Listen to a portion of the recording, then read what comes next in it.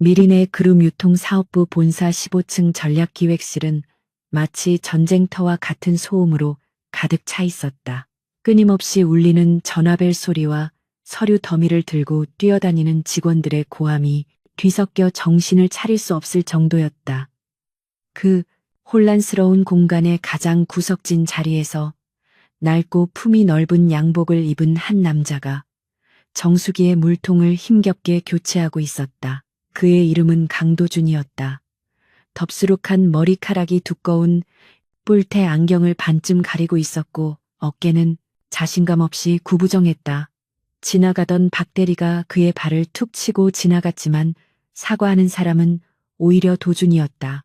죄송합니다. 제가 눈치가 없어서라며 연신 허리를 숙이는 그의 모습은 이곳에서 가장 하찮은 존재임을 증명하는 듯했다. 그러나 바닥을 향해 숙인 그의 안경 너머 눈동자는 주위의 산만한 풍경을 냉철하게 스캔하며 사무실 내의 미묘한 권력 흐름을 읽어내고 있었다. 그때 부서장실의 육중한 문이 거칠게 열리며 날카로운 고성이 터져 나왔다. 유통사업부의 실세인 최일석 이사가 문 밖으로 서류 뭉치를 집어던지며 씩씩거리고 있었다. 그 앞에는 디자인 1팀장 한서윤이 창백하지만 결코 굴복하지 않는 표정으로 서 있었다. 최 이사는 삿대질을 하며 네가 감히 내 지시를 무시해. 이번 프로젝트가 얼마나 중요한지 알고나 있느냐고 소리쳤다. 바닥에 흩어진 기획안은 서윤이 지난 한 달간 밤을 새워가며 완성한 것이었지만 표지에는 이미 최 이사의 처조카 이름이 공동 기한자로 올라가 있었다. 명백한 성과 가로채기였음에도 불구하고 사무실의 누구도 나서서 그녀를 변호하지 않았다. 모두가 최 이사의 권력 앞에 침묵하며 모니터로 시선을 돌릴 뿐이었다. 도주는 걸레를 든 채 그 광경을 무표정하게 지켜보았지만 걸레 자루를 쥔 손에는 미세하게 힘이 들어가 있었다. 오후 2시가 되자 사무실 중앙에 위치한 거대 스크린이 붉은색 경고창으로 뒤덮이며 요란한 알림음이 울리기 시작했다. VIP 투자자들을 위한 프레젠테이션을 불과 30분 앞 시점에 내부 서버가 악성 코드의 공격을 받아 마비된 것이었다. 전산팀 직원들이 사색이 되어 달려왔지만 복구에는 최소 3시간이 걸린다는 절망적인 보고만 내놓았다. 최 이사는 길길이 날뛰며 당장 해결하지 못하면 전원 사표를 쓰라고 협박했지만 시스템은 요지부동이었다. 혼란이 극에 달해 모든 직원이 우왕좌왕하는 사이 도주는 슬그머니 메인 서버실과 연결된 보조 단말기 쪽으로 이동했다. 사람들은 그가 그저 청소를 하러 간다고 생각했기에 아무도 그를 제지하거나 신경 쓰지 않았다. 그는 주변을 짧게 살핀 뒤 걸레를 내려놓고 키보드 위에 손을 올렸다. 도준의 손가락이 키보드 위를 춤추듯 움직이기 시작한 순간 그의 구부정한 등은 꼿꼿하게 펴졌다. 평소의 어눌한 모습은 온데간데 없고 모니터를 응시하는 눈빛에는 서늘한 살기가 감돌았다. 그는 미린의 그룹의 보안 시스템이 가진 허점을 정확히 꿰뚫고 있었으며 전산팀조차 파악하지 못한 백도어 경로를 이용해 단 15초 만에 악성 코드를 격리하고 시스템을 정상화시켰다. 엔터키를 누르는 그의 동작은 간결하고 우아했다. 화면이 다시 푸른색 정상 상태로 돌아오자 도주는 순식간에 다시 어수룩한 표정으로 돌아와 아무 일도 없었다는 듯 걸레를 집어들고 탕비실로 사라졌다. 전산팀장은 시스템이 저절로 복구되었다며 안도의 한숨을 내쉬었고 최 이사는 자신의 호통 덕분에 해결된 것이라며 뻔뻔하게 목소리를 높였다. 그러나 그 짧은 기적과도 같은 순간을 목격한 사람이 단 한 명 있었다. 자신의 자리에서 멍하니 사태를 지켜보던 한서윤이었다. 그녀는 우연히 유리 파티션에 비친 도준의 모습을 보았다. 촌스러운 안경 너머로 번득이던 날카로운 눈빛과 전문가 수준을 넘어서는 타자 속도는 그녀가 알고 있던 계약직 직원 강도준의 것이 아니었다. 서윤은 자신의 눈을 의심하며 고개를 저었지만 방금 본 그 압도적인 아우라는 뇌리에서 지워지지 않았다. 모두가 무시하고 함부로 대하는 그 남자에게서 처음으로 이질적인 위화감을 느낀 것이었다. 그녀는 탕비실 쪽을 바라보며 저 남자가 정말 우리가 아는 그 무능한 직원이 맞는지에 대한 의구심을 품기 시작했다. 점심시간이 되자 구내식당은 직원들로 북적였다. 창가 쪽의 좋은 자리는 임원들과 정규직 사원들이 차지했고 계약직 직원들은 눈치를 보며 구석진 자리에 앉아야 했다. 도주는 언제나처럼 식판을 들고 가장 외진 기둥 뒤편 테이블에 홀로 자리를 잡았다. 아무도 그와 겸상을 하려 하지 않았고 그 역시 혼자 있는 편이 정보 수집에 유리했기에 개의치 않았다. 그는 묵묵히 밥을 먹으며 옆 테이블 재무팀, 대리들이 나누는 비자금 관련 은어들을 머릿속에 저장하고 있었다. 그때 누군가 식판을 들고 그의 맞은편에 털썩 앉았다. 고개를 들지 않아도 느껴지는 은은한 향기의 도주는 젓가락질을 멈췄다. 여기 앉아도 될까요? 강도준 씨 부드럽지만 단호한 목소리의 주인공은 한서윤 팀장이었다. 시끌벅적하던 식당 내부가 일순간 정적에 휩싸였다. 차기 임원 승진이 유력한 엘리트 팀장이 만년 계약직 사원의 앞자리에 앉는 것은 이 회사에서 전례가 없는 일이었다. 도주는 짐짓 당황한 척 연기하며 안경을 고쳤었다. 한 팀장님 여긴 냄새나고 더럽습니다. 저쪽 임원석으로 가시는 게 편하실 텐데요. 그러나 서윤은 아랑곳하지 않고 밥을 한술 뜨며 그를 똑바로 응시했다. 아니요, 저는 여기가 편해요. 그리고 아까 사무실에서 도와주셔서 감사하다는 말을 하고 싶었어요. 서윤의 말에 도준의 심장이 덜컥 내려앉았다. 그녀가 어디까지 본 것인지 가늠하기 위해 그는 멍청한 표정을 지으며 되물었다. 제가 뭘 도와드렸다는 건지 잘 모르겠습니다. 저는 그저 바닥 청소만 했을 뿐인데요. 도주는 최대한 억울하고 순진한 말투를 가장했다. 그러나 서윤은 의미심장한 미소를 지으며 숟가락을 내려놓았다. 전산 오류 말하는 게 아니에요. 아까 최 이사님이 던진 서류들 강도준 씨가 다 주워서 정리해 주셨잖아요. 남들은 다 모른 척하는데 유일하게 챙겨주신 거 다 봤어요. 서윤의 대답은 도준이 예상한 것과는 달랐지만 그녀의 눈빛은 여전히 탐색하듯 그를 훑고 있었다. 그녀는 직감적으로 도준이 무언가를 숨기고 있다는 것을 감지하고 있었고 도준 역시 그녀가 만만치 않은 상대임을 깨달았다. 이것은 예정에 없던 변수였지만 동시에 흥미로운 전개였다. 식사가 끝날 무렵 서윤은 자리에서 일어나며 도준에게 작은 쪽지를 건넸다. 도움이 필요하면 언제든 말해요. 회사 생활이라는 게 혼자 버티기엔 너무 힘들잖아요. 그 말은 단순한 위로가 아니라 일종의 동맹 제안처럼 들렸다. 도주는 멀어지는 그녀의 뒷모습을 바라보며 손에 쥐어진 쪽지를 꽉 쥐었다. 미린의 그룹을 내부에서부터 무너뜨리고 부패한 이들을 심판하기 위해 잠입한 그에게 타인과의 유대, 관계는 사치이자 약점이 될 뿐이었다 하지만 한서윤이라는 여자는 흙탕물 같은 이곳에서 유일하게 빛나는 진주처럼 보였다. 도주는 주머니 속에서 진동하는 비밀폰을 느끼며 다시금 차가운 눈빛으로 돌아왔다. 이제 곧 본격적인 사냥이 시작될 시간이었다. 최일석 이사의 집무실 공기는 마치 썩은 물이 고인 채처럼 무겁고 탁했다. 그는 가죽 소파에 거만하게 기대앉아 서윤의 면전에 두툼한 계약서 한 부를 던졌다. 그것은 태영건설이라는 생소한 업체와의 자재 납품 계약서였는데 서윤은 단 한 번 훑어보는 것만으로도 이 거래의 부당함을 간파할 수 있었다. 시장 가격보다 3배나 비싼 단가에 비해 자재의 내구도 등급은 현저히 떨어지는 수준이었다. 이것은 명백히 회사의 이익을 해치고 누군가의 주머니를 채워주기 위한 전형적인 배임 행위였다. 서윤이 펜을 들지 않고 침묵하자 최 이사는 입가에 비열한 미소를 띠며 말했다. 자네가 이번에 승진 심사를 앞두고 있다는 걸 내가 모를 줄 아나. 이번 것만 눈 딱 감고 처리하면 내가 인사팀에 강력하게 추천해주지. 이건 기회야 한 팀장. 서윤은 떨리는 손을 무릎 위에 단단히 고정시키며 최 이사의 눈을 똑바로 응시했다. 그녀는 자신의 양심과 직업 윤리를 헐값에 팔아넘길 생각이 추호도 없었다.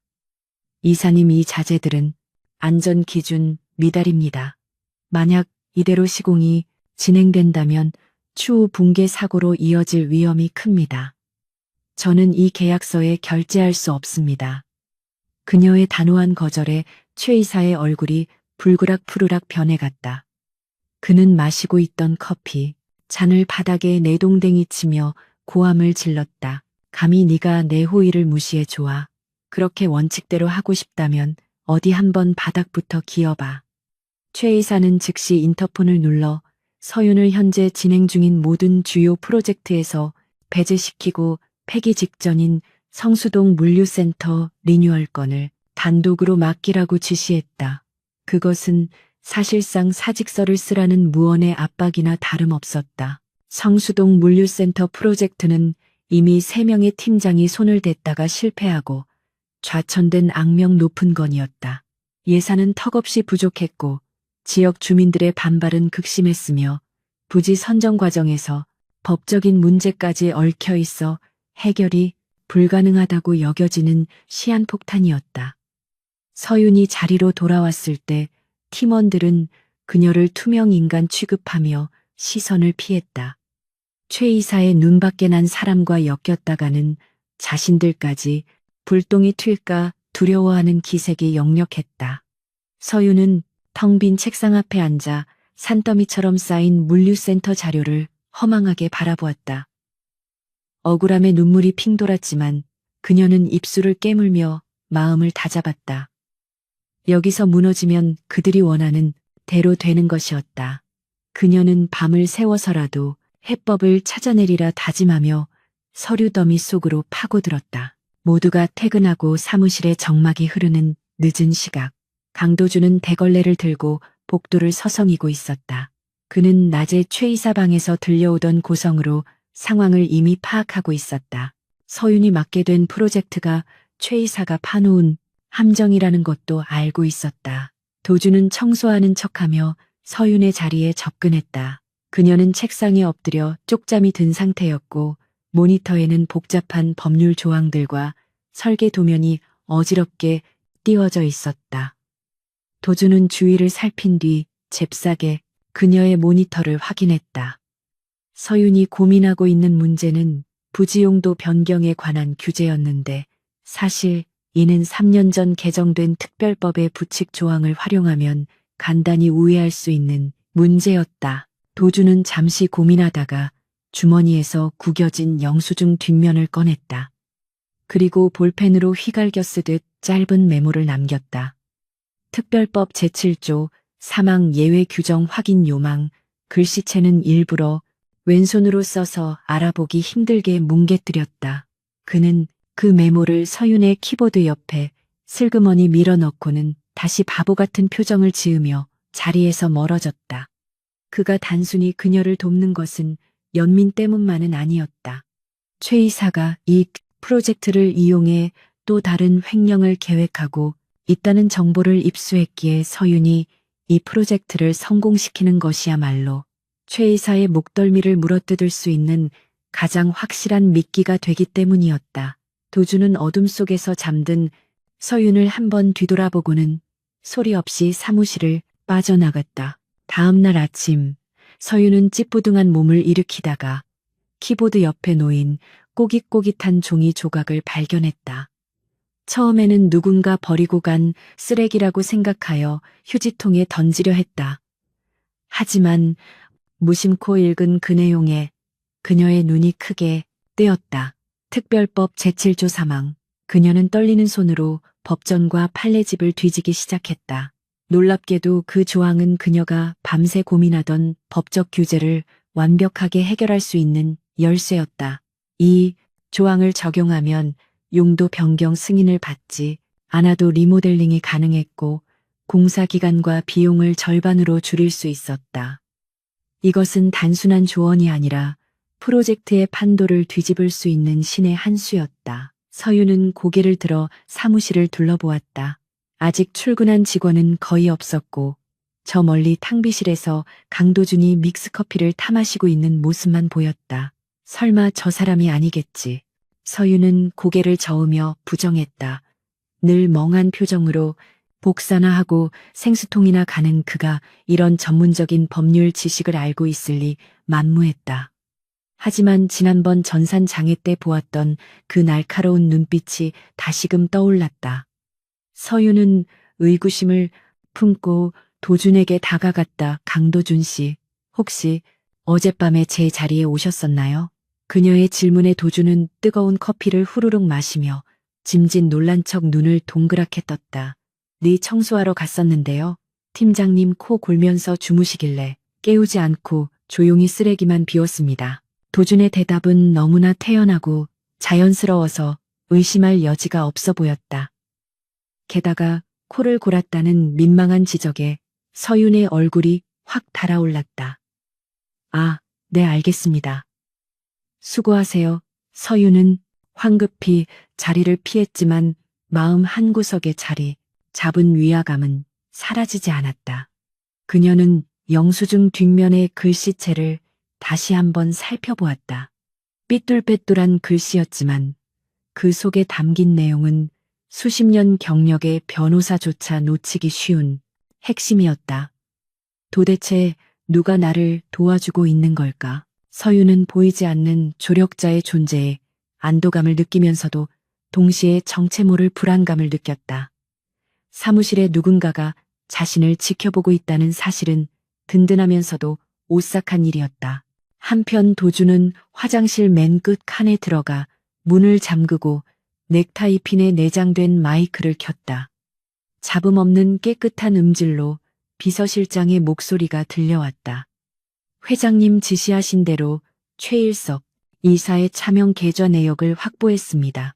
태영건설 외에도 3개의 페이퍼 컴퍼니가 더 얽혀 있습니다.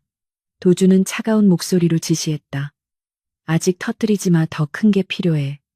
그가 한서윤 팀장을 건드린 걸 뼈저리게 후회하게 만들어 줄 거야. 자료는 계속 모으고 최 이사가 이번 물류센터 건으로 자금을 세탁하려는 정황이 포착되면 그때 움직인다. 통신을 끄는 도준은 거울을 보며 넥타이를 느슨하게 풀었다가 다시 촌스럽게 고쳐매었다. 거울 속의 남자는 다시 어리숙한 계약직 사원 강도준으로 돌아와 있었지만 그의 입꼬리는 사냥감을 노리는 맹수처럼 서늘하게 올라가 있었다. 한서윤 팀장이 제출한 성수동 물류센터 리뉴얼 기획안은 이사회에서 예상을 뒤엎는 뜨거운 반응을 이끌어냈다.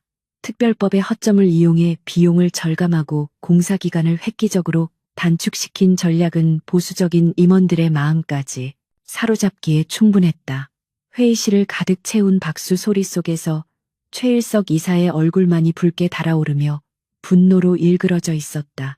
그는 자신의 비자금 조성을 위해 고의로 망가뜨리려 했던 프로젝트가 성공 궤도에 오르자 극심한 위기감을 느꼈다.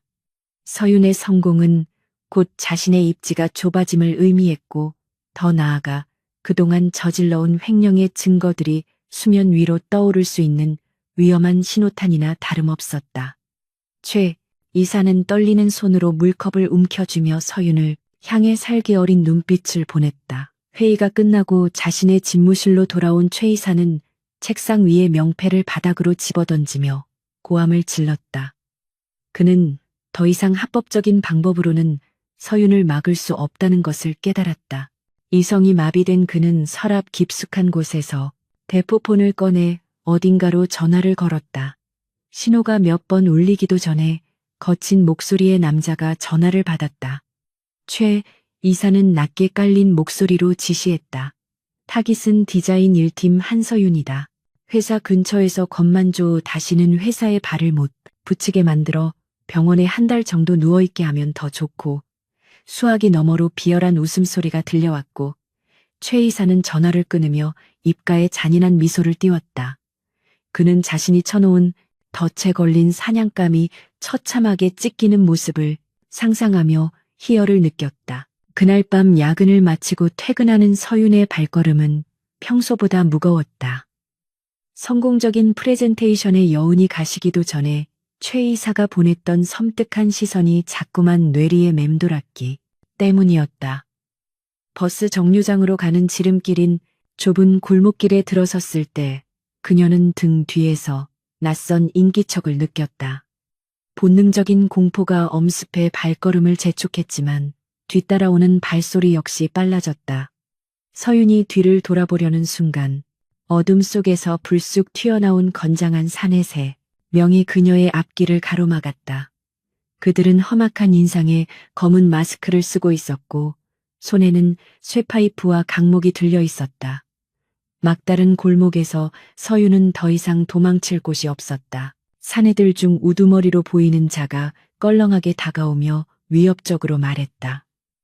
아가씨가 너무 똑똑하게 굴어서 밥줄 끊기게 생긴 사람이 많아 적당히 하고 그만뒀어야지. 사내들이 낄낄거리며 포위망을 좁혀오자 서윤은 공포에 질려 뒷걸음질 쳤다. 그녀는 가방을 들어 방어하려 했지만 떨리는 손에는 힘이 들어가지 않았다. 우두머리가 쇠파이프를 높이 쳐들며 서윤을 향해 내리꽂으려는 절체절명의 순간이었다. 골목 입구의 가로등이 퍽 하는 소리와 함께 깨지며 사위가 칠흑 같은 어둠에 잠겼다. 그리고 그 어둠을 틈타 검은 그림자 하나가 맹수처럼 사내들에게 달려들었다. 갑작스러운 습격에 당황한 사내들이 고함을 질렀지만 그림자의 움직임은 인간의 것이라고 믿기 힘들 만큼 빠르고 정확했다. 둔탁한 타격음과 뼈가 부러지는 소름 끼치는 소리가 연이어 골목을 울렸다. 그림자의 주인은 강도준이었다. 그는 평소의 구부정한 자세를 벗어던지고 특수부대 시절 익힌 살상 무술로 깡패들을 제압해 나갔다. 그는 불필요한 동작 없이 상대의 급소만을 정확히 타격했다. 쇠파이프를 든 사내의 손목을 꺾어 무기를 빼앗고 순식간에 턱을 가격해 기절시키는 그의 동작은 마치 잘 짜인 춤처럼 유려하고 잔혹했다. 서윤은 어둠 속에서 벌어지는 이 비현실적인 광경을 숨죽인 채 지켜볼 수밖에 없었다. 단 1분도 채 되지 않아 3명의 사내는 고통에 신음하며 바닥을 뒹굴고 있었다. 도주는 쓰러진 사내의 멱살을 잡고 낮은 목소리로 속삭였다. 최일석한테 전해라. 선을 넘으면 그 대가를 치르게 될 거라고. 그의 목소리는 평소 회사에서 듣던 어눌한 톤이 아닌 지옥에서 온 사신처럼 차갑고 위압적이었다. 사내들은 공포에 질려 고개만 끄덕였고 도주는 그제야 손을 놓았다. 그는 여전히 어둠 속에 몸을 숨긴 채 벽에 기대어 떨고 있는 서윤을 바라보았다. 그녀가 무사한 것을 확인한 도주는 안도의 숨을 내쉬었지만 자신의 정체가 발각될까봐 가까이 다가갈 수는 없었다. 멀리서 경찰차 사이렌 소리가 들려오기 시작했다. 도주는 재빨리 주변을 정리했다. 그는 미리 준비해둔 소형 장치로 골목 입구의 CCTV 기록을 원격으로 삭제했다. 서윤이 정신을 차리고 자신을 확인하기 전에 사라져야 했다. 그는 바닥에 쓰러진 사내들을 뒤로하고 높은 담장을 가볍게 뛰어넘어 어둠 속으로 자취를 감췄다. 서윤은 경찰차가 도착해서야 긴장이 풀려 주저앉았다. 경찰들의 부축을 받으며 일어나던 그녀의 눈에 바닥에 떨어진 반짝이는 무언가가 들어왔다. 그것은 싸움 도중 도준의 소매에서 뜯겨나간 독특한 문양의 단추였다. 서윤은 그 단추를 주워 손에 꼭 쥐었다. 일반적인 기성복에서는 볼 수 없는 고급스러운 자개 단추였지만 어딘지 모르게 낯이 익었다. 그녀는 오늘 낮 탕비실에서 마주쳤던 강도준의 낡은 양복 소매 끝을 떠올리려 애썼다. 분명 촌스러운 양복이었지만 소매 끝단이 낡아서 덜렁거리던 단추가 하나 있었다. 그 기억이 맞다면 방금 자신을 구해준 그 엄청난 무술 실력의 남자가 바로 사무실의 투명인간 강도준이라는 뜻이 된다. 서윤은 혼란스러움과 동시에 가슴 깊은 곳에서 솟구치는 묘한 설렘을 느꼈다. 도대체 당신은 누구예요? 그녀는 어둠이 사라진 골목을 바라보며 나지막이 중얼거렸다. 미린의 그룹의 창립 30주년 기념 파티가 열린 도심의 최고급 호텔 그랜드 볼룸은 화려한 샹들리에 조명 아래 수백 명의 임직원과 정재계 인사들로 발 디딜 틈이 없었다. 최고급 와인과 샴페인이 물 흐르듯 넘쳐났고 실내 악단이 연주하는 우아한 클래식 선율이 파티장의 분위기를 고조시키고 있었다. 모두가 번쩍이는 명품 드레스와 맞춤 정장을 입고 가식적인 웃음을 나누며 인맥을 넓히느라 여념이 없었다. 그 화려한 풍경 속에서 가장 이질적인 존재는 단연 강도준이었다. 그는 여전히 회사에서 입던 낡고 유행이 지난 회색 양복 차림이었고 한 손에는 음식이 담긴 접시를 든 채 연회장 가장 구석진 기둥 뒤에서 있었다. 사람들은 그를 보고 수군거며 마치 초대받지 못한 불청객을 보는 듯한 경멸 어린 시선을 보냈지만 도주는 아랑곳하지 않고 파티장 전체를 조망하며 주요 주주들의 동선을 파악하고 있었다. 한서윤 팀장은 평소에 단정한 오피스룩 대신 짙은 네이비색의 심플하면서도 우아한 이브닝 드레스를 입고 파티장에 들어섰다. 그녀의 등장에 몇몇 남성 직원들의 시선이 쏠렸지만 그녀의 표정은 밝지 않았다. 며칠 전 골목길에서의 습격 사건 이후 그녀는 극도로 예민해져 있었고 주머니 속에는 그날 밤 습득한 자개 단추가 부적처럼 들어 있었다. 서윤은 화려한 인파 속에서 누군가를 찾듯 두리번거렸다. 그녀의 시선이 구석에서 혼자 음식을 먹고 있는 도준에게 멈췄을 때 그녀는 안도감과 동시에 묘한 연민을 느꼈다. 모두가 외면하는 그에게 다가가려던 찰나 연회장 입구 쪽에서 소란스러운 웃음소리와 함께 최일석 이사, 무리가 등장했다.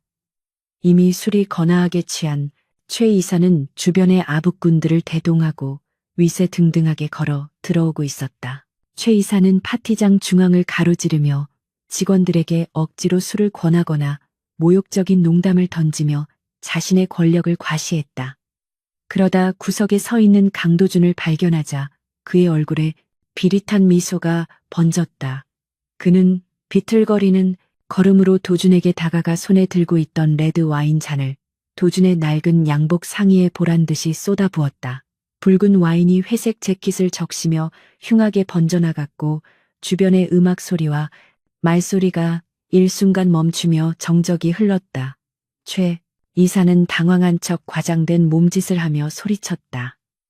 어이쿠, 미안해서 어쩌나, 워낙 존재감이 없는 친구라. 거기에 있는 줄도 몰랐네.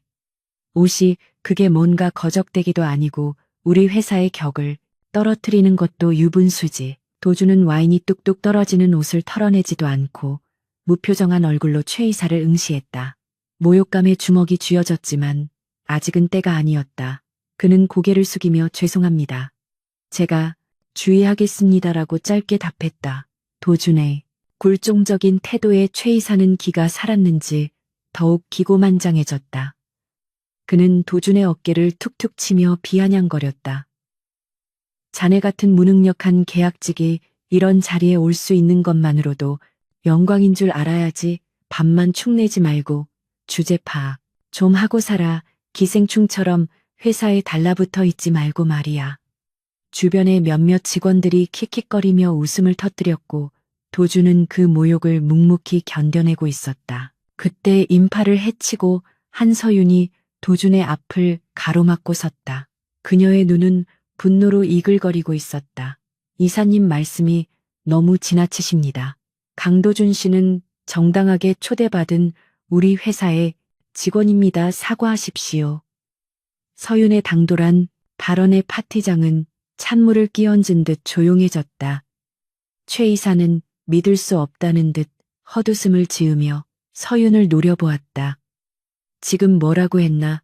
한 팀장 감히 상사한테 사과를 하라니. 이거 아주 눈에 뵈는 게 없구만. 하긴 요즘 믿는 구석이 있어서 그렇겠지. 최 이사는 음흉한 눈빛으로 서윤과 도준을 번갈아 보며 목소리를 높였다. 이번 물류센터 프로젝트도 그렇고 말이야. 자네 혼자 힘으로 그게 가능했겠어 듣자 하니 밤마다 사무실에 둘이 남아서 묘한 짓을 했다는 소문이 파다하던데 몸 로비라도 해서 정보를 얻어낸 건가? 최 이사의 입에서 나온 말은 단순한 모욕을 넘어선 인격 살인이었다. 근거 없는 저질스러운 루머에 사람들은 경악하면서도 호기심 어린 눈으로 서윤을 쳐다보았다. 서윤의 얼굴은 수치심과 분노로 하얗게 질렸지만 그녀는 물러서지 않았다. 그녀는 떨리는 목소리로 그러나 또렷하게 외쳤다. 그 더러운 입 다무세요. 이사님이야말로 부끄럽지도 않으십니까? 강도준 씨는 이사님보다 100배는 더 성실하고 능력 있는 사람입니다. 자신의 무능함을 감추려고 부하 직원을 짓밟고 모함하는 당신 같은 사람이 임원이라는 사실이 저는 치욕스럽습니다. 서윤의 발언은 파티장에 있던 모든 사람들을 충격에 빠뜨렸다. 그것은 사실상 선전포고이자 자살행위나 다름없었다. 최 이사는 얼굴이 시뻘개져서 손을 들어 올렸다. 내년이 기어이 죽고 싶어서 환장했구나. 그가 서윤의 뺨을 향해 손을 휘두르려는 순간 도준이 번개같이 앞으로 나서며 최 이사의 손목을 낚아챘다. 우드득 소리가 날 정도로 강한 악력이었다. 도준은 더 이상 어수룩한 바보의 눈빛이 아니었다. 그의 눈동자는 맹수처럼 형형하게 빛나고 있었고 온몸에서 뿜어져 나오는 살기는 주변의 공기를 얼어붙게 만들었다. 최 이사는 손목이 부러질 것 같은 고통에 비명을 질렀다. 이거 안 놔, 너 지금 미쳤어. 도준은 낮고 으스스한 목소리로 속삭였다. 그 손치워 술주정은 집구석에 가서 하시고 도준은 최 이사를 거칠게 밀쳐냈다. 최 이사는 중심을 잃고 뒤로 넘어지며 웨이터가 들고 지나가던 샴페인 타워를 덮쳤다. 수십 개의 유리잔이 와장창 깨지며 파티장은 아수라장이 되었다. 바닥에 나뒹구는 최 이사는 꼴사납게 소리를 지르며 경비원을 불렀지만 이미 도준은 서윤의 손목을 잡고 파티장을 빠져나가고 있었다. 서윤은 멍하니 도준에게 이끌려 나왔다.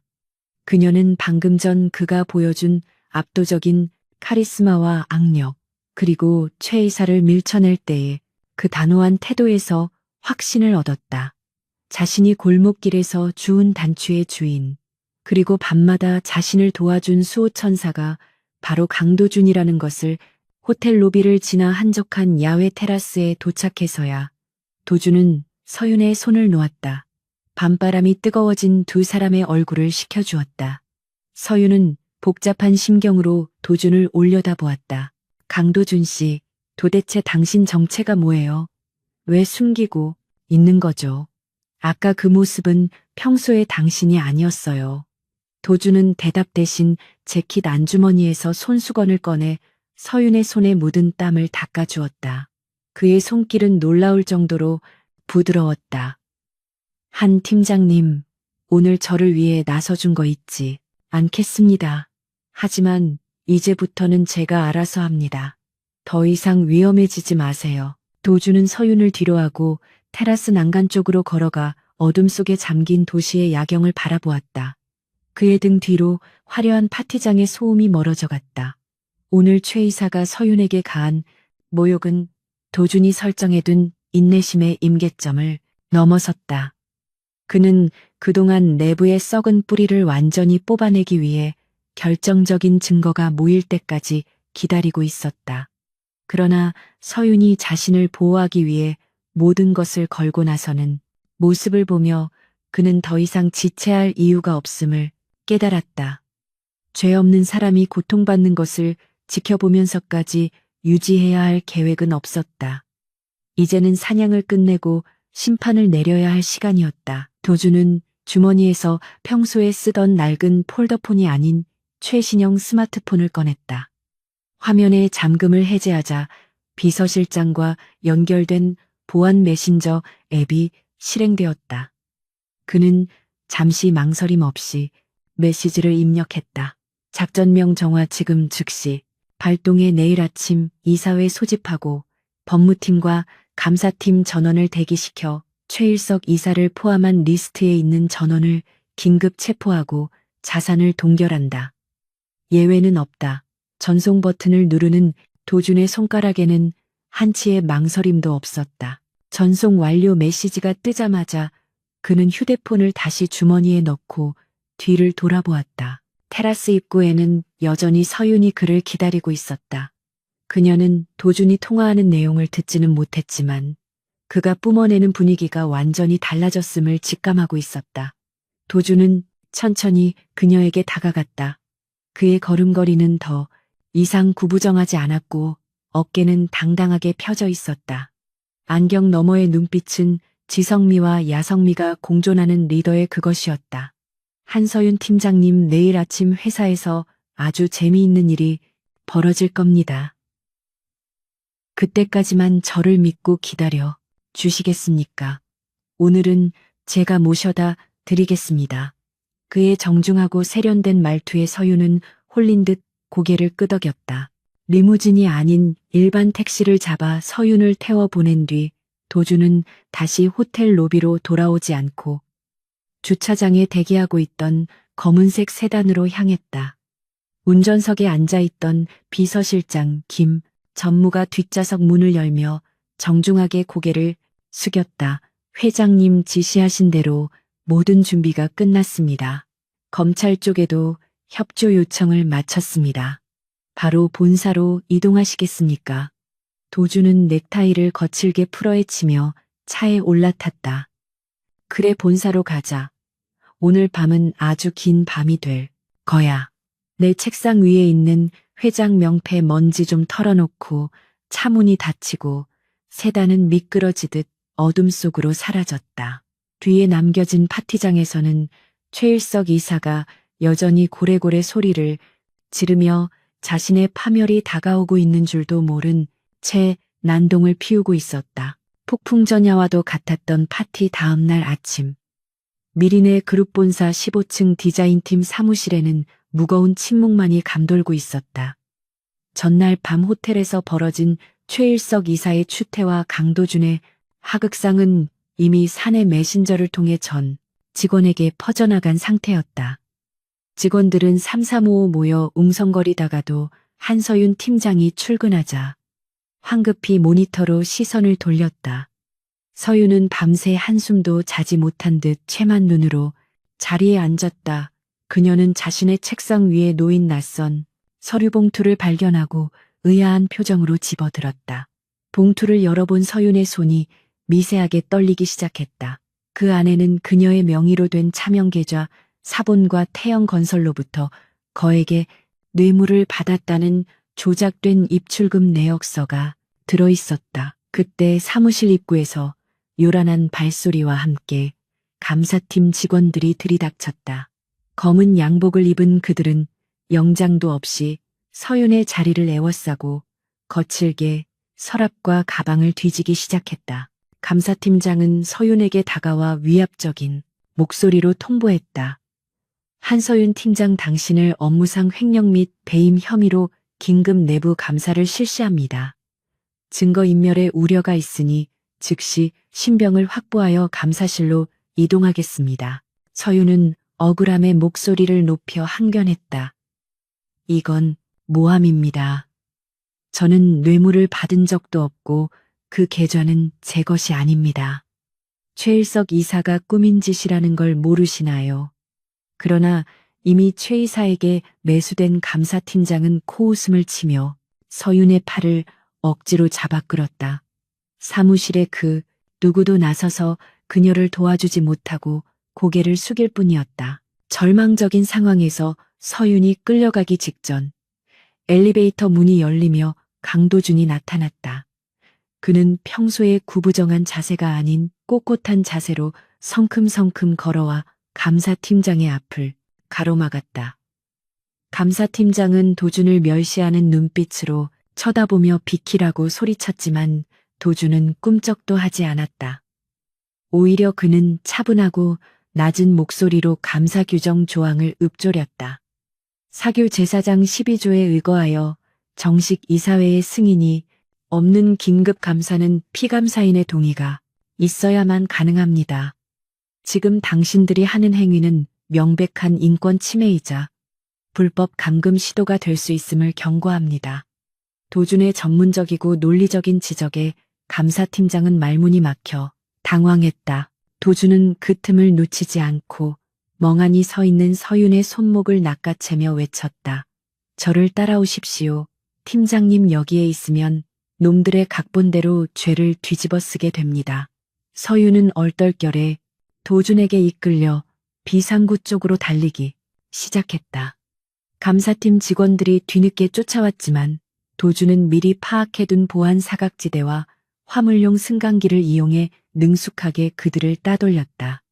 지하 주차장에 도착한 도준은 구석에 주차된 검은색 세단 조수석에 서윤을 태우고 운전석에 올랐다. 굉음과 함께 차가 주차장을 빠져나가자 서윤은 거친 숨을 몰아쉬며 도준을 바라보았다. 이게 다 무슨 일이에요? 도준 씨, 우리는 지금 도망자가 된 건가요? 도준은 백미러로 뒤를 확인하며 침착하게 대답했다. 도망치는 게 아니라 전열을 가다듬으러 가는 겁니다. 놈들은 오늘 팀장님을 구금해 놓고 내일 이사회에서 회의만을 통과시킬 작정이었으니까요. 일단 안전한 곳으로 모시겠습니다. 차는 도심을 벗어나 한강이 내려다 보이는 최고급 주상복합 아파트 단지로 들어섰다. 입구의 경비원들은 도준의 차를 보자마자 거수경례를 하며 차단기를 올렸다. 서윤은 눈앞에 펼쳐진 낯선 풍경에 눈을 크게 떴다. 대한민국 상위 1%만 산다는 이곳에 도준이 갈 곳이 있다는 사실이 믿기지 않았다. 도준은 의아해하는 서윤에게 짧게 둘러댔다. 아는 지인이 해외에 나가 있는 동안 제가 집 관리를 해주고 있습니다. 보안이 철저해서 최 이사도 여기까진 손을 못 뻗을 겁니다. 도준이 안내한 곳은 건물의 최상층 펜트하우스였다. 엘리베이터 문이 열리자마자 대리석 바닥과 화려한 샹들리에 그리고 벽면을 가득 채운 고가의 미술품들이 서윤을 압도했다. 거실 통유리 너머로는 서울의 야경이 파노라마처럼 펼쳐져 있었다. 서윤은 신발을 벗는 것조차 조심스러워하며 쭈뼛거렸다. 도준은 자연스럽게 냉장고에서 생수를 꺼내 서윤에게 건네며 소파에 앉기를 권했다. 여기는 도청이나 감시 위험이 전혀 없는 안전 가옥입니다. 마음 편히 계셔도 됩니다. 서윤은 물을 한 모금 마시고 나서야 떨리는 목소리로 물었다. 도준 씨, 정말 그냥 평범한 계약직 직원이 맞나요? 아까 그 법률 지식도 그렇고 이런 곳을 아는 것도 그렇고 당신은 너무 미스터리예요. 도준은 잠시 침묵하다가 거실 한쪽에 있는 서재로 들어가 두툼한 서류 가방을 들고 나왔다. 그는 테이블 위에 가방을 내려놓고 그 안에서 수십 개의 USB 메모리와 녹취록 그리고 비밀 장부들을 꺼내 보였다. 이것들은 제가 지난 1년 동안 미린의 그룹 내부에서 수집한 최일석 이사와 그 배후 세력들의 비리 증거입니다. 횡령 탈세 주가 조작, 그리고 협력 업체에 대한 갑질까지 모든 것이 기록되어 있습니다. 서윤은 입을 다물지 못한 채 서류들을 훑어보았다. 그것은 단순한 비리 증거를 넘어 그룹 전체를 뒤흔들 수 있는 핵폭탄급 자료들이었다. 서윤은 도준을 올려다보며 떨리는 목소리로 물었다. 왜 이런 위험한 일을 혼자서 해온 거죠? 그리고 왜 저를 도와주는 건가요? 도준은 안경을 벗어 테이블 위에 올려놓고 진지한 눈빛으로 서윤을 응시했다. 처음에는 그저 썩은 환부를 도려내기 위한 임무일 뿐이었습니다. 하지만 팀장님을 지켜보면서 생각이 바뀌었습니다. 모두가 불의에 타협하고 침묵할 때 혼자서 바보처럼 원칙을 지키며 싸우는 당신을 보며 저는 제가 왜 이 일을 시작했는지 다시 깨달았습니다. 당신 같은 사람이 지켜지는 회사를 만들고 싶었습니다. 그래서 제 모든 것을 걸고 당신을 지키기로 결심한 겁니다. 도준의 진심 어린 고백에 서윤의 눈시울이 붉어졌다. 그녀는 그동안 겪었던 서름과 고통이 한순간에 녹아내리는 듯한 위로를 받았다. 도주는 서윤이 안정을 되찾을 수 있도록 빈 방을 안내해주고 다시 거실로 나왔다. 이제 감상에 젖어 있을 시간은 끝났다. 그는 옷장 깊숙한 곳에서 최고급 원단으로 제작된 맞춤, 정장을 꺼냈다. 짙은 네이비색 슈트는 그의 단단한 체격을 완벽하게 감싸 안았다. 그는 넥타이를 매만지며 거울 속에 비친 자신의 모습을 응시했다. 어수룩한 강도준은 사라지고 냉철한 승부사 강도준만이 남아있었다. 그는 스마트폰을 꺼내 어딘가로 전화를 걸었다. 신호가 가자마자 상대방이 전화를 받았다. 김전무, 지금부터 작전명 심판을 시작한다. 내일 아침 이사회가 열리기 전까지 법무팀을 대동해 최일석의 자택과 차명 사무실을 동시에 압수수색해 언론사에도 엠바고를 걸고 자료를 배포할 준비를 마치도록. 전화를 끄는 도주는 창가에 서서 발 아래 펼쳐진 도시의 불빛을 내려다보았다. 최일석은 지금쯤 서윤을 놓친 것에 분개하며 내일 이사회에서 그녀를 매장시킬 거짓 시나리오를 점검하고 있을 것이다. 하지만 그는 꿈에도 모를 것이다. 내일 아침 회의실 문을 열고 들어올 사람이 쫓겨난 여직원이 아니라 자신의 목줄을 쥔 저승사자라는 사실을 도주는 주먹을 꽉 쥐었다. 내일은 미린의 그룹의 역사가 바뀌는 날이 될 것이다. 그는 서윤이 잠든 방문을 잠시 바라보다가 다시 서재로 들어가 마지막 계획을 점검하기 시작했다. 다음 날 아침 미린의 그룹 본사 대회의실 앞은 긴장감으로 팽팽했다. 주요 주주들과 임원들이 속속 도착했고 최일석 이사는 회심의 미소를 지으며 상석에 앉아 있었다. 그는 오늘 이사회에서 한서윤의 해임안을 처리하고 자신의 신복을 그 자리에 앉힐 생각에 들떠 있었다. 회의 시작 시간이 다가오자 최 이사는 마이크를 잡고 헛기침을 하며 분위기를 잡았다. 자, 시간이 되었으니 회의를 시작하겠습니다. 오늘 안건은 디자인팀 한서윤 팀장의 비리 혐의에 따른 징계 및 해임 건입니다. 증거가 명백하므로 신속하게 처리하도록 하겠습니다. 회의실 내부는 술렁거렸지만 누구도 이의를 제기하지 않았다.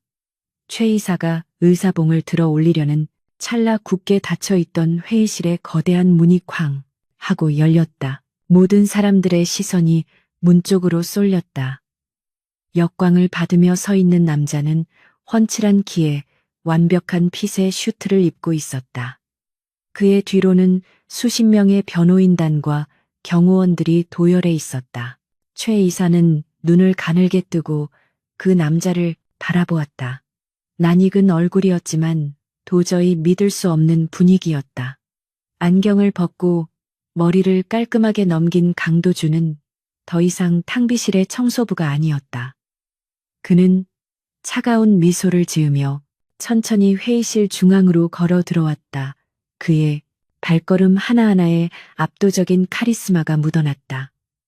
도주는 멍하니 입을 벌리고 있는 최 이사 앞까지 다가가 테이블 위에 두툼한 서류 뭉치를 던지며 말했다. 회의 주제가 틀렸군요. 최 이사, 오늘 안건은 한서윤 팀장의 징계가 아니라 당신의 파면과 구속에 관한 건입니다. 회의실 안은 최일석 이사의 고함 소리로 터져 나갈 듯했다. 그는 보안 요원들을 향해 삿대질을 하며 당장 이 미친놈을 끌어내라고 악을 썼다. 하지만 문 앞에 대기하고 있던 건장한 보안 요원들은 최 이사의 명령을 철저히 무시한 채 오히려 강도준을 향해 90도로 허리를 숙여 정중하게 인사를 올렸다. 이 기이한 광경에 최 이사의 눈동자가 지진이라도 난 듯 흔들렸다. 그는 상황 파악이 되지 않아 멍하니 서 있었고 도주는 그런 최 이사를 마치 길가에 굴러다니는 돌멩이를 보듯 무심한 눈빛으로 스쳐 지나갔다. 도주는 천천히 그리고 위엄있게 회의실 가장 상석에 놓인 의장석으로 걸어가 그 자리에 자연스럽게 앉았다.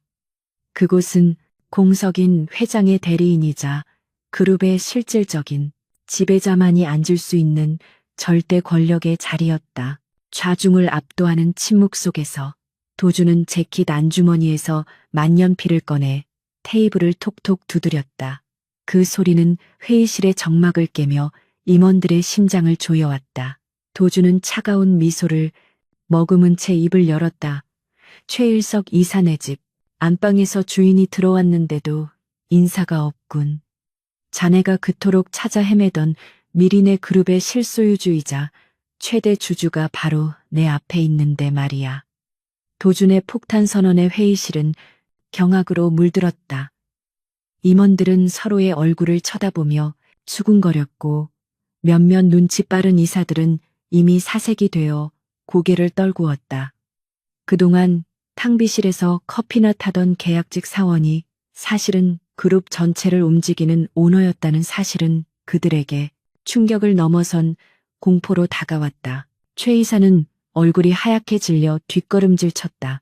말도 안 돼. 내 놈이 회장일 리가 없어. 이건 사기야. 그래, 내 놈이 한서윤이랑 짜고 연극을 하는 거지. 그의 목소리는 공포로 인해 갈라지고 있었다. 도주는 가소롭다는 듯 손가락을 튕겼다. 그러자 회의실 정면의 대형 스크린이 바뀌며 복잡한 자금 흐름도가 나타났다. 그것은 최 이사가 지난 5년 동안 페이퍼 컴퍼니를 통해 빼돌린 회사 돈의 구체적인 내역과 그 자금이 흘러들어간 정치권 인사들의 명단까지 포함된 완벽한 범죄 일지였다. 스크린 하단에는 최 이사의 육성이 담긴 녹취 파일이 재생되었다.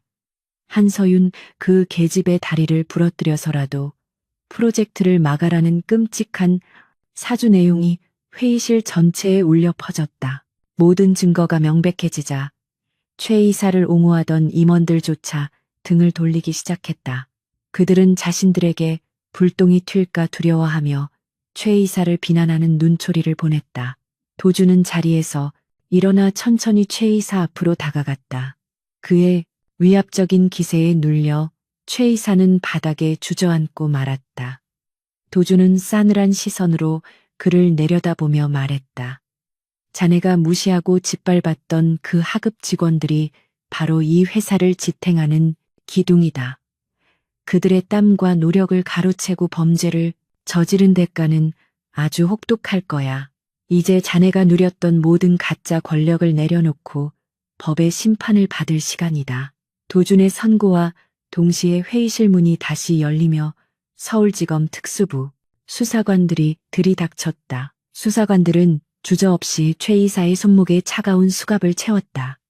최 이사는 발버둥치며 억울하다고 소리쳤지만 수사관들은 그를 강제로 일으켜 세웠다. 끌려나가는 최 이사의 비명, 소리가 복도 끝으로 멀어질 때까지 도주는 표정 하나 바꾸지 않고 그 뒷모습을 지켜보았다. 그리고 그는 회의실 한 구석에 서 있는 한 사람에게 시선을 돌렸다. 바로 한서윤이었다. 그녀는 도준이 보낸 경호원들의 보호를 받으며 이 모든 상황을 지켜보고 있었다. 그녀의 눈은 믿을 수 없는 현실에 크게 흔들리고 있었고 배신감과 안도감 그리고 경외심이 뒤섞인 복잡한 표정으로 도준을 바라보았다. 서윤은 다리에 힘이 풀려 벽에 기대서야 간신히 몸을 지탱할 수 있었다. 어제까지만 해도 자신과 함께 컵라면을 먹으며 신세 한탄을 들어주던 어리숙한 강도준은 온데간데 없었다. 지금 저기 서 있는 남자는 대한민국 재계를 움직이는 거대한 힘을 가진 권력자였다. 그녀는 자신이 그동안 그에게 건넸던 위로의 말들과 도움의 손길들이 얼마나 우스워 보였을지 생각하며 얼굴이 화끈거렸다. 하지만 동시에 그가 자신을 위해 이 거대한 판을 짜고 위험을 무릅쓰며 지켜주었다는 사실에 가슴이 벅차오르는 것을 느꼈다. 도주는 임원들을 향해 엄숙하게 선언했다. 오늘부로 썩은 부인은 모두 도려낸다. 그리고 억울하게 누명을 쓰고 고통받았던 한서윤 팀장의 명예를 회복시키고 그녀를 이사로 승진 발령한다. 회의실 안의 모든 사람들이 일제히 기립하여 도준과 서윤을 향해 박수를 보냈다. 그것은 진심 어린 존경이라기보다는 살아남기 위한 처절한 몸부림에 가까웠다. 도준은 그들의 가식적인 박수 소리를 뒤로하고 성큼성큼 걸어와 서윤의 앞에 섰다. 그는 주변의 시선을 아랑곳하지 않고 서윤에게 정중하게 고개를 숙였다. 늦게 말씀드려 죄송합니다. 한 팀장님. 하지만 팀장님을 속이려던 건 아니었습니다. 그저 제 방식대로 팀장님과 이 회사를 지키고 싶었습니다. 저를 용서해 주시겠습니까? 도준의 진지한 눈빛을 마주한 서윤은 눈시울이 뜨거워졌다. 그녀는 말없이 고개를 끄덕였고 두 사람 사이에는 말로 표현할 수 없는 깊은 신뢰와 유대감이 흘렀다. 상황이 정리된 후 도준은 즉시 인사위원회를 소집하여 최 이사의 측근들을 전원 해고하고 비리에 연루된 임원들을 고발 조치했다. 회사는 발칵 뒤집혔지만 직원들은 환호했다. 그동안 억눌려 있던 직원들의 불만은 해소되었고 회사는 빠르게 정상화되어 갔다. 도주는 회장 취임식 대신 전 직원에게 사과 메일을 발송하고 근로 환경 개선을 약속하는 것으로 업무를 시작했다.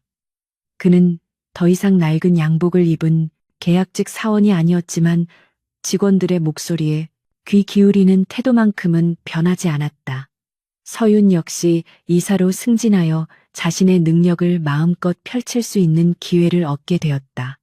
그녀는 이제 누군가의 눈치를 보지 않고 소신껏 일할 수 있는 환경에서 진정한 리더로 거듭나고 있었다. 며칠 뒤 늦은 밤 야근을 하던 서윤은 옥상 정원에 올라가 바람을 쐬고 있었다. 도심의 불빛이 별처럼 반짝이는 밤하늘 아래서 그녀는 지난 며칠간의 일들을 되새겨 보았다. 꿈만 같았던 사건들이 지나가고 평온이 찾아왔지만 도준과의 관계는 예전처럼 편안하지만은 않았다. 그가 회장이라는 사실은 여전히 그녀에게 보이지 않는 벽처럼 느껴졌다. 그때 등 뒤에서 익숙한 발소리가 들려왔다.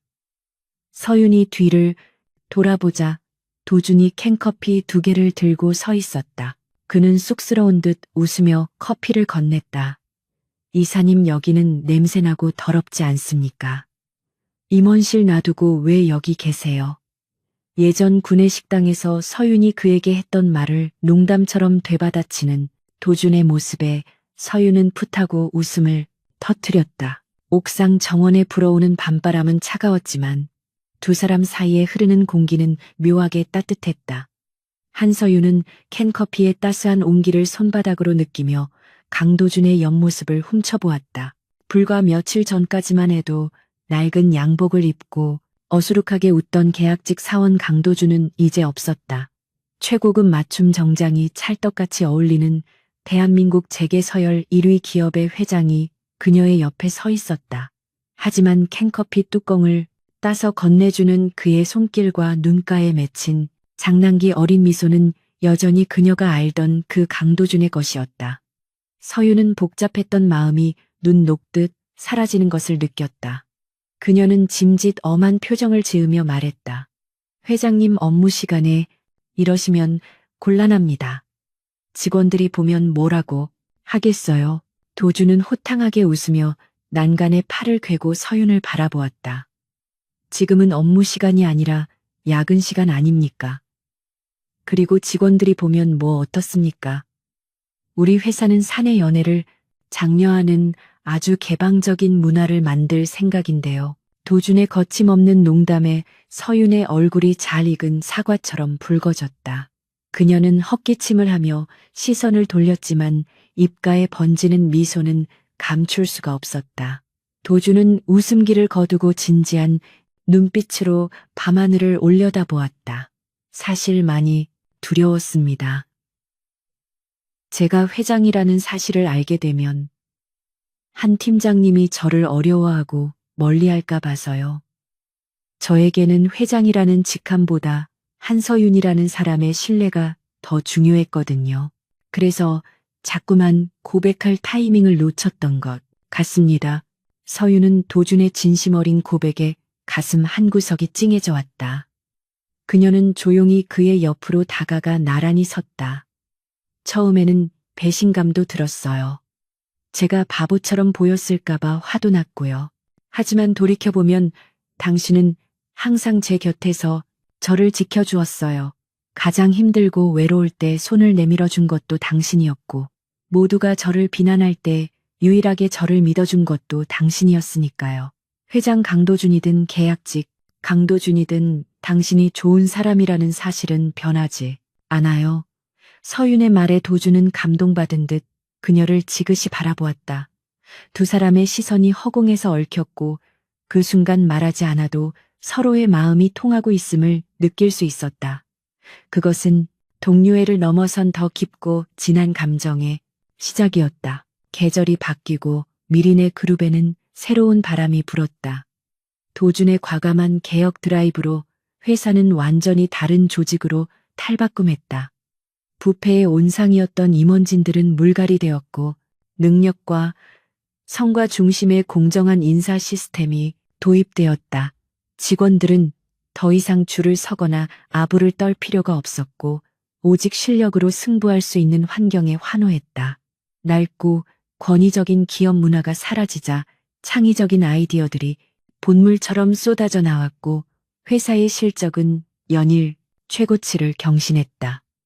그 중심에는 언제나 솔선수범하는 젊은 회장 강도준과 탁월한 리더십으로 디자인 부문을 이끄는 최연소 여성 임원 한서윤 이사가 있었다. 한편 최일석 전 이사에 대한 재판은 세간의 뜨거운 관심을 받으며 진행되었다.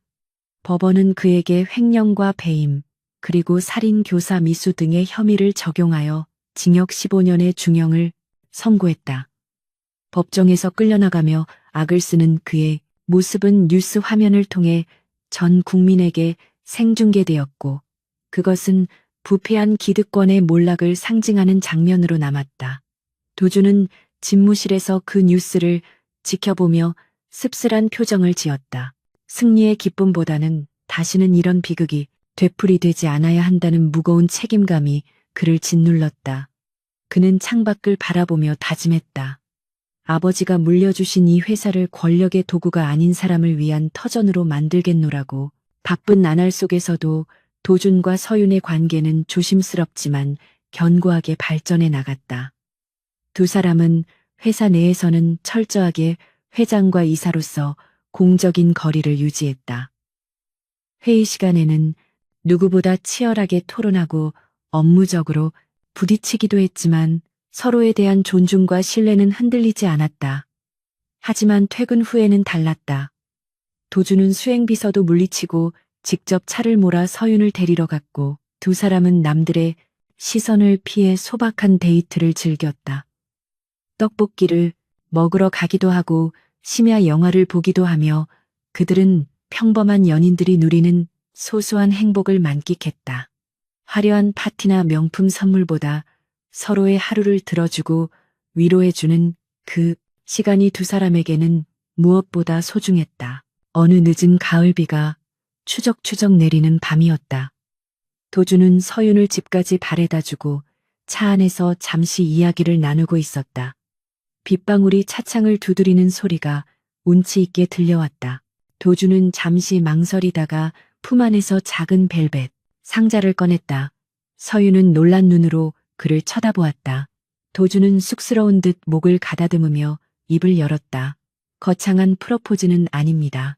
그냥 제 마음을 확실하게 전하고 싶었습니다.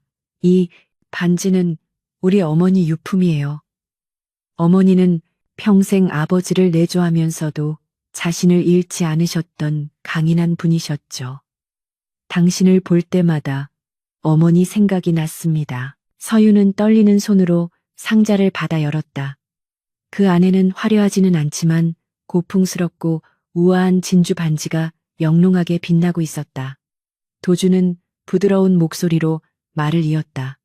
저는 회장으로서의 강도준도 좋지만 당신 앞에서는 그저 한 남자로 남고 싶습니다. 내 부족한 부분을 채워주고 내가 길을 잃을 때 나침반이 되어줄 사람은 세상에 당신밖에 없습니다. 서윤 씨, 평생 저와 함께 걸어주시겠습니까? 도준의 고백은 담백하지만 진심이 가득 담겨 있었다. 서윤의 눈에서 눈물이 주르륵 흘러내렸다. 그것은 기쁨과 감동의 눈물이었다. 그녀는 고개를 세차게 끄덕이며 미소 지었다. 네 도준 씨, 당신이 어디에 있든 어떤 모습이든 저도 항상 곁에 있을게요. 도준은 서윤의 손에 반지를 끼워주고 그녀의 손등에 부드럽게 입을 맞추었다. 빗소리는 마치 두 사람의 미래를 축복하는 연주처럼 들려왔다. 그날 밤 두 사람은 차 안에서 오랫동안 서로를 안고 있었다.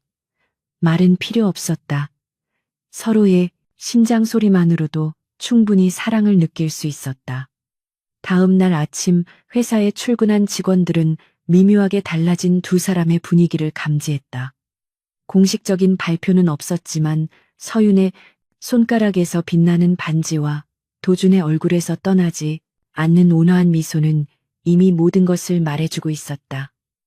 직원들은 암묵적으로 두 사람의 사랑을 응원하며 축하의 눈빛을 보냈다. 1년 후 미린의 그룹의 신사옥 준공식 날이었다. 맑고 푸른 하늘 아래 웅장하게 솟은 신사옥은 혁신과 도약을 상징하는 랜드마크가 되었다. 수많은 취재진과 내외빈이 참석한 가운데 강도준 회장이 단상에 올랐다.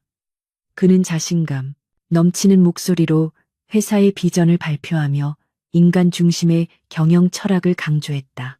그의 연설이 끝나자 우레와 같은 박수가 쏟아졌다. 도준은 단상을 내려와 맨 앞줄에 앉아있던 한서윤 부사장에게 손을 내밀었다. 그녀는 이제 이사가 아닌 부사장으로서 도준과 함께 그룹을 이끄는 명실상부한 2인자가 되어 있었다. 서윤은 환한 미소를 지으며 도준의 손을 잡았다. 두 사람은 나란히 서서 테이프 커팅식을 진행했다. 카메라 플래시가 터지고 환호성이 울려 퍼지는 가운데 도준이 서윤에게만 들릴 듯한 작은 목소리로 속삭였다. 오늘따라 더 아름답군요, 부사장님. 서윤 역시 작은 목소리로 화답했다. 회장님도 오늘 아주 멋지십니다. 그런데 넥타이가 조금 비뚤어졌네요. 서윤이 자연스럽게 손을 뻗어 도준의 넥타이를 고쳐 매주자 그 모습을 지켜보던 사람들은 탄성을 자아냈다. 두 사람의 모습은 단순한 비즈니스 파트너를 넘어 서로를 완벽하게 보완해주는 영혼의 단짝처럼 보였기 때문이었다. 행사가 끝나고 모두가 연회장으로 이동할 때 도준과 서윤은 잠시 옥상 정원으로 향했다. 1년 전 그날처럼 바람이 불어왔지만 이제는 차갑지 않고 시원하게 느껴졌다. 두 사람은 난간에 기대어 발 아래 펼쳐진 도시를 내려다보았다. 수많은 빌딩 숲 사이로 미린의 그룹의 로고가 선명하게 빛나고 있었다. 도준은 서윤의 어깨를 감싸 안으며 말했다. 우리가 여기까지 올 줄은 몰랐습니다. 탕비실에서 믹스커피 마시던 시절이 엊그제 같은데 말이죠. 서윤은 도준의 허리에 손을 두르며 웃었다. 그러게요. 그때 제가 회장님께 바닥 청소시켰던 거 기억나세요? 평생 놀림감이 될 줄 아세요? 도준은 껄껄 웃으며 서윤을 품에 꼭 안았다. 평생 놀려도 좋습니다. 당신과 함께 할 수만 있다면 바닥 청소가 아니라 더한 것도 할 수 있습니다. 앞으로도 잘 부탁합니다. 나의 영원한 파트너이자 사랑하는 아내여. 두 사람은 석양이 지는 하늘을 배경으로 깊은 입맞춤을 나누었다. 그들의 그림자는 하나로 합쳐져 길게 늘어졌고 그 모습은 마치 어떤 시련에도 흔들리지 않을 단단한 거목처럼 보였다. 무시받던 하급 직원과 깐깐한 팀장으로 시작된 그들의 박사. 인연은 이제 세상을 바꾸는 거대한 힘이 되어 새로운 미래를 향해 나아가고 있었다. 도시의 불빛이 하나둘 켜지기 시작했다. 도준과 서윤은 서로의 손을 꼭 잡은 채 옥상을 내려와 다시 그들의 치열하고도 아름다운 전쟁터인 사무실로 향했다. 그들의 발걸음은 당당했고 그들의 앞날은 저 밤하늘의 별처럼 찬란하게 빛날 것이었다. 모두가 무시했던 그 남자는 이제 모두가 우러러보는 왕이 되었고 그 왕의 곁에는 그의 진정한 모습을 가장 먼저 알아봐준 여왕이 함께하고 있었다. 이것은 끝이 아니라 그들이 함께 써 내려갈 위대한 전설의 서막에 불과했다.